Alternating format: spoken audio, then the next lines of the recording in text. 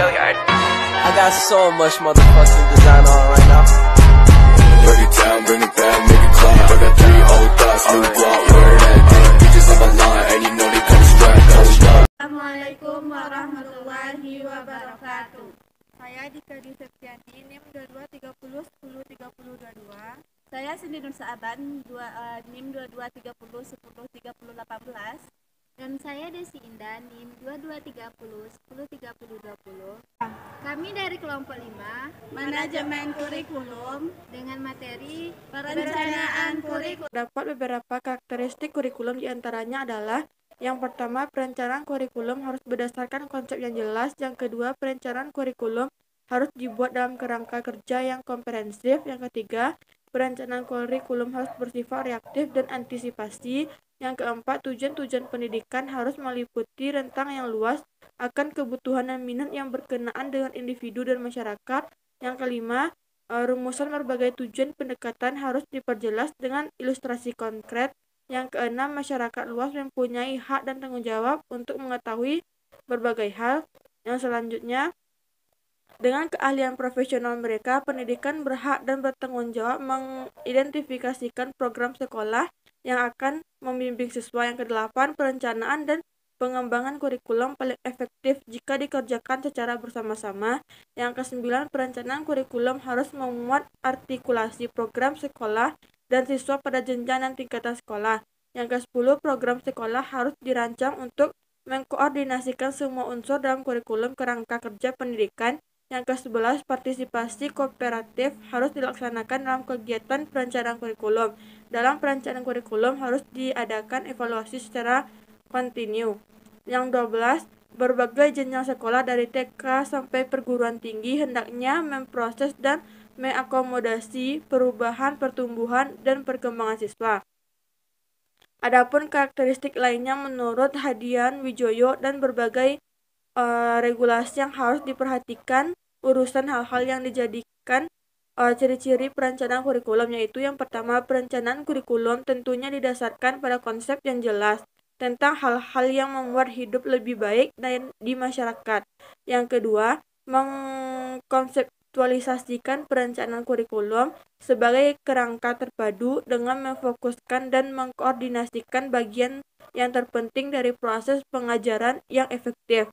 Yang ketiga, perencanaan pembelajaran yang efektif dan antisipatif. Pendidikan harus tanggap terhadap kebutuhan peserta didik dan memudahkan peserta didik menjalani kehidupan yang baik. Yang keempat, tujuan pendidikan adalah untuk menjawab kebutuhan, aspirasi, dan bakat yang terkait dengan individu dan kelompok. Yang kelima, berbagai tujuan pengembangan metode harus dinyatakan sekali lagi dengan ilustrasi khusus. Yang keenam, masyarakat berhak dan bertanggung jawab untuk mengetahui apa yang akan terjadi pada anaknya dengan menetapkan tujuan pendidikan. Dalam kasus seperti itu, pendidik wajib memberitahu orang tua. Yang ketujuh, melalui kompetensi profesionalnya, pendidik berhak dan bertanggung jawab untuk mengetahui kegiatan sekolah yang akan membimbing peserta didik dalam mencapai tujuan pendidiknya. Masyarakat boleh berpendapat, tetapi keputusan ada di tangan para pendidik. Yang kedelapan, pelaksanaan rencana kolaboratif lebih efektif. Yang kesembilan, perencanaan kurikulum harus mencakup artikulasi sekolah dan rencana siswa untuk setiap jenjang sekolah. Yang ke-10, pengembangan program wajib belajar yang mengkoordinasikan semua unsur dalam kerangka kurikulum. Yang ke-11, setiap sekolah memperluas struktur organisasi dan mendukung atau menandai program reformasi kurikulum melalui fasilitas penelitian masalah kurikulum. Yang ke-12, penelitian tindakan diperlukan untuk mengevaluasi dan memperbaiki program dan kegiatan kurikulum.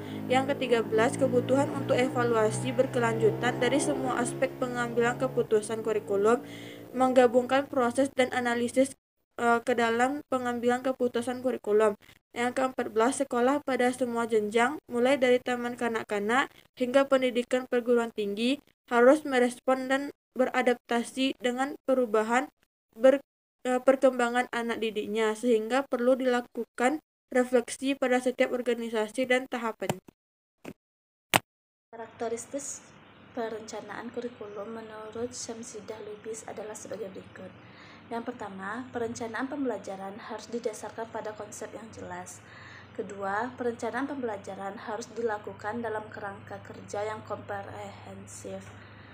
Yang ketiga, mengharapkan tujuan pendidikan harus mencakup berbagai macam kebutuhan dan kepentingan yang relevan dengan individu dan masyarakat. Yang keempat yaitu rencana kurikulum harus mencakup artikulasi sekolah dan kurikulum siswa pada jenjang dan jenjang sekolah. Yang kelima, harus ada penilaian berkelanjutan dalam perencanaan kurikulum serta tampilan perubahan. Karakteristik perencanaan kurikulum menurut Andri Kurniawan yaitu pertama, perencanaan kurikulum harus dilakukan dalam kerangka terpadu. Yang kedua, tujuan pendidikan harus mencakup berbagai kebutuhan dan kepentingan yang relevan baik secara individu maupun masyarakat. Yang ketiga, perencanaan kurikulum harus mencakup artikulasi sekolah dan program siswa di tingkat sekolah maupun di tingkat masyarakat. Yang keempat, yaitu harus adanya penilaian berkelanjutan dalam perencanaan kurikulum. Kerangka kerja perencanaan kurikulum. Menurut Umar Hamalik menjelaskan bahwa kerangka kurikulum yaitu pertama yaitu fondasi. Pendidikan didasarkan pada 3 tingkat besar yaitu filsafat, sosiologi, dan psikologi yang membahas mengenai kebutuhan individu dan masyarakat. Penyusunan kurikulum dikaitkan dengan fokus khusus mata pelajaran dari sebuah organisasi pendidikan atau maupun yayasan. Yang kedua yaitu sasaran. Sasaran dikembangkan menurut daerah, yaitu tingkat nasional maupun tingkat daerah. Tingkat nasional mengarahkan pembangunan daerah dan begitu juga sebaliknya. Masalah perumusan tujuan luas atau perumusan tujuan berkelanjutan umum dipertimbangkan ketika merencanakan kurikulum khusus. Yang ketiga yaitu tujuan umum. Tujuan umum yaitu menyajikan berbagai tujuan yang memadu padankan kegiatan belajar mengajar sesuai dengan tingkat perkembangan siswa, sehingga program pendidikan juga sesuai dengan tingkat perkembangan siswa tersebut. Terdiri dari beberapa yaitu guru mempertimbangkan 5 bidang yang mempengaruhi keputusan mereka. Yang pertama yaitu karakteristik siswa yang menggunakan kurikulum tersebut. Kedua, refleksi terhadap prinsip-prinsip pembelajaran. Ketiga, sumber dukungan umum. Keempat, pendekatan berbasis kurikulum. Dan yang kelima yaitu organisasi manajemen disiplin khusus yang digunakan dalam merencanakan situasi belajar mengajar. Ada juga komponen pengembang kurikulum. Komponen ini terdiri dari 5 juga. Yang pertama yaitu susunan kata, tujuan pembelajaran atau target hasil yang akan digunakan. Kedua, isi yang terdiri dari fakta dan konsep yang berkaitan dengan tujuan pengembangan kurikulum. Yang ketiga, kegiatan yang dapat digunakan untuk melaksanakan kurikulum.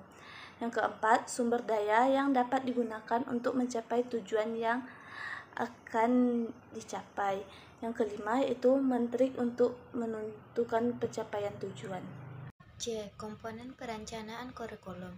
Indonesia sebagai suatu sistem, kurikulum terdiri dari bagian-bagian yang saling berhubungan, terintegrasi, dan tidak dapat dipisahkan satu sama lain.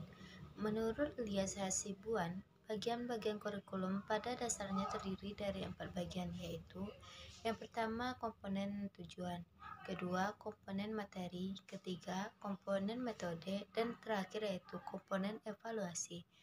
Sedangkan Kristiana Irinia mengatakan bahwa bagian-bagian kurikulum adalah yang pertama tujuan, kedua bahan ajar, ketiga strategi pengajaran, keempat media pengajaran, kelima evaluasi pengajaran, dan yang terakhir yaitu perbaikan pengajaran. Selanjutnya yaitu menurut Ralph W. Tiller dikutip S. Nasution mengatakan bahwa kurikulum paling tidak memiliki komponen sebagai berikut. 1. Apa tujuan yang harus dicapai lembaga? 2. Bagaimana memilih bahan pembelajaran untuk mencapai tujuan tersebut? 3. Seberapa efektif materi yang disampaikan pada saat mengajar? 4. Bagaimana efektivitas pembelajaran dapat dinilai? Menurut Muhammad Muzamil Al-Basir menyebutkan bagian-bagian kurikulum yang terdiri dari 1. tujuan pendidikan, 2. Masalah, 3. Metode, dan terakhir evaluasi. Setidaknya ada 4 bagian kurikulum yang dapat diperoleh dari berbagai pendapat tersebut, yaitu 1. Komponen tujuan, 2. Komponen materi atau bahan ajar, 3. Komponen proses atau metode belajar mengajar, dan yang terakhir yaitu komponen penilaian atau evaluasi.